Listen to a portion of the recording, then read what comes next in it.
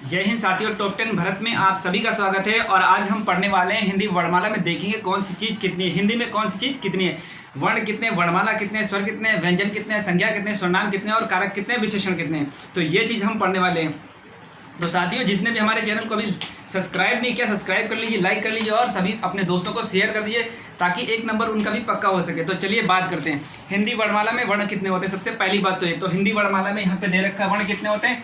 तो वर्णों की संख्या होती है 52 होती है। ठीक, अगर हम देवनागरी लिपि में बात करें, किसमें, देवनागरी लिपि में अगर वर्णों की संख्या की बात करते हैं तो कितने होते हैं। तो देवनागरी लिपि में वर्णों की संख्या होती है 49 होती है। ठीक, कितने होते हैं, 49 होते हैं। और अगर हम वर्णमाला में स्वरों की बात करें तो स्वरों की संख्या कितनी होती है। तो 11 होती है। कितनी होती है, 11 होती है। लिखित में अब हम बात करते हैं, लिखित में स्वरों की संख्या कितनी होती है। तो लिखित में स्वरों की संख्या 13 होती है।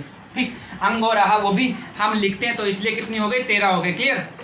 अगर अब हम बात करते हैं स्वरों के भेद कितने होते हैं, कितने स्वरों के भेद। तो स्वरों के भेद होते हैं कितने, 3 होते हैं, ह्रस्व स्वर, दीर्घ स्वर और प्लुत स्वर। तो 3 हो गए। अगर उच्चारण के आधार पर भी बात करें तो स्वरों के भेद कितने हो जाएंगे, 3 हो जाएंगे। क्लियर। और अगर जिह्वा के आधार पर स्वरों की बात करें तो अग्रस्वर, मध्य स्वर और पश्च स्वर। ठीक, तो कितने हो जाएंगे, 3 प्रकार के हो जाएंगे जिह्वा के आधार पर स्वरों के भेद। ठीक, अब बात करते हैं हम व्यंजन की। तो व्यंजन की बात करते हैं तो व्यंजन कितने प्रकार के होते हैं, व्यंजन कितने होते हैं वर्णमाला में। तो व्यंजन होते हैं 33। व्यंजनों की संख्या कितनी होती है, 33 होती है। ठीक, और अगर हम अब बात करते हैं व्यंजनों में स्पर्श व्यंजन कितने होते हैं। स्पर्श व्यंजनों की संख्या कितनी होती है, 25 होती है। कितनी, 25 होती है, जिनको 5 वर्गों में विभाजित किया गया है। ठीक, क्लियर।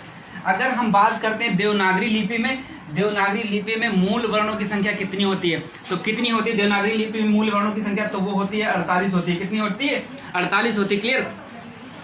तो एक नंबर अगर पक्का करना तो क्लास को पूरी देखिए। आधी क्लास देखने से आपको कोई प्रॉफिट नहीं होना, पूरी की पूरी क्लास देखिए और अपना एक नंबर पक्का करिए। ठीक, तो अब बात करते हैं, ऊपर चलते हैं, संज्ञा की बात करते हैं। संज्ञा कितने प्रकार की होती है, 5 होती है। ठीक, कितने, 5 होते हैं। ठीक, सर्वनाम की बात करें तो सर्वनाम 6 प्रकार के होते हैं। ठीक, क्रिया की बात करें तो क्रिया 2 प्रकार की होती है, कर्म के आधार पर क्रिया, संरचना के आधार पर क्रिया। कर्म के आधार पर 2 प्रकार की क्रिया होती है, अकर्मक और सकर्मक। संरचना के आधार पर अगर बात करते हैं तो 6 प्रकार की होती है। ठीक, तो क्रिया 2 प्रकार की होगी। विशेषण की बात करें तो 4 प्रकार के होते हैं। अगर काल की बात करें तो काल कितने, समय की बात करें, वर्तमान काल, भूतकाल और भविष्य काल, कितने हो गए, 3। ठीक, अगर हम कारक की बात करें तो कारक कितने प्रकार के होते हैं, 8 प्रकार के होते हैं। जैसे कर्ता ने कर्म को करण से, संप्रदान के लिए अपादान से अलगाव, इस तरह के होते हैं। कितने होते हैं, 8 होते हैं। ठीक, उसके बाद हम उपसर्ग की बात करते हैं। उपसर्ग 3 प्रकार के होते हैं, लेकिन ज़्यादातर लोग इसमें कंक्लूजन है 4, तो इसका 4 ही रहेगा। ठीक, उपसर्ग कितने, 4 हो गए। अगर हम बात करते हैं किसकी, अगर हम बात करते हैं प्रत्येक की,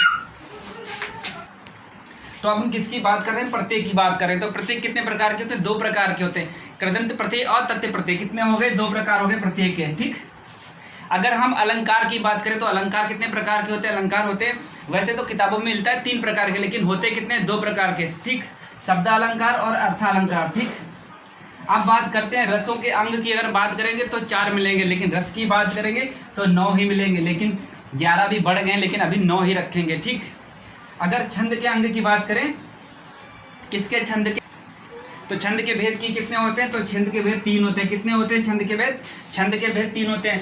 संज्ञा कितनी, संज्ञा 5 प्रकार, सर्वनाम 6, क्रिया 2, विशेषण 4, काल 3, कारक 8, उपसर्ग 4, प्रत्यय 2, अलंकार 2, रस 9, छंद 3। ठीक, अब बात करते हैं समास की। तो समास कितने प्रकार के, 6 प्रकार के। संधि की बात करें, स्वर संधि, व्यंजन संधि और विसर्ग संधि 3 हो गई, जिसमें स्वर संधि जो होती है उसके 6 होते हैं। ठीक, अगर स्वर संधि की बात करें तो स्वर संधि के 5 होते हैं।